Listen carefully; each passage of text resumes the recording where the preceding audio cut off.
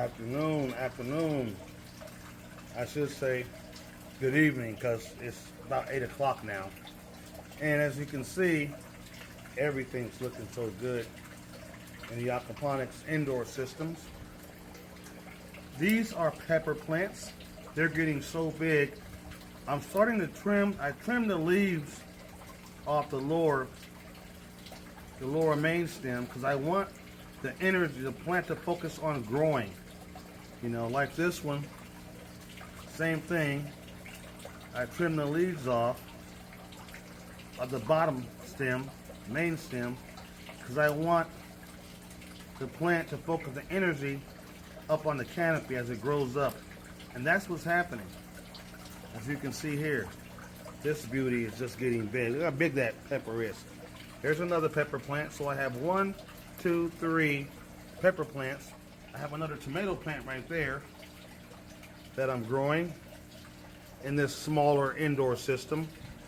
And all these will be transplanted outdoors once I get the bigger systems up and running. And I'm going to have to plant a whole lot more food in the next couple of months. So, but look at these strawberries. Look at the strawberries. Look at that.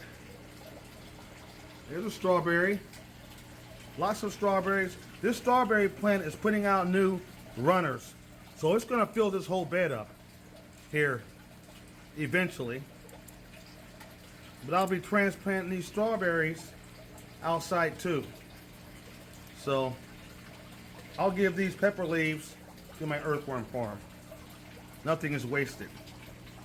And look, there's another strawberry waiting to turn ready to ripen. Look at that. So I got strawberries all through here.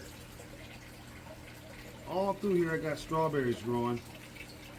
Got them finding. And it's gonna take over this bed. More strawberries. And look at the tomatoes. Look at that.